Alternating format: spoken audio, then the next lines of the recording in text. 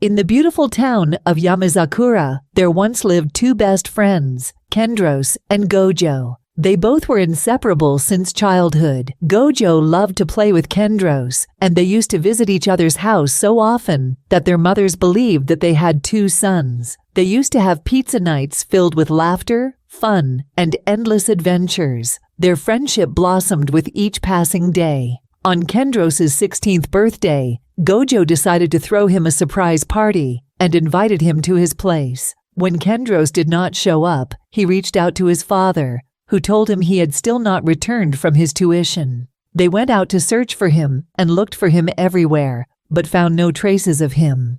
After several weeks since his disappearance, Gojo saw Kendros at their usual pizza joint, but he looked different. Gojo walked up to greet him, but Kendros pounced at him and ran away.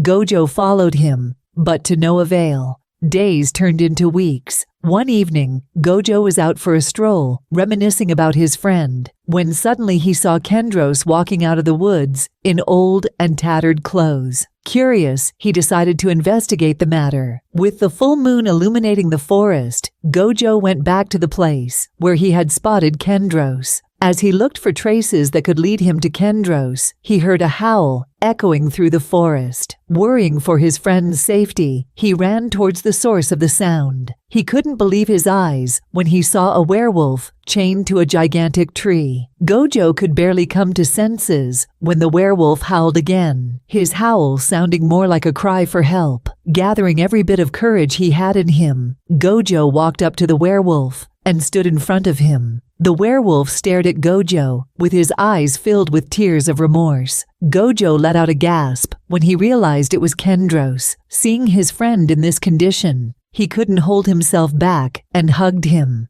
His friend had a dark side, and, to protect his friends and family, he was living in isolation. Gojo stayed by Kendros' side until next morning. Slowly, he returned to his human form, and the playful friend resurfaced. Gojo, ever loyal, never left his side and helped in all imaginable ways.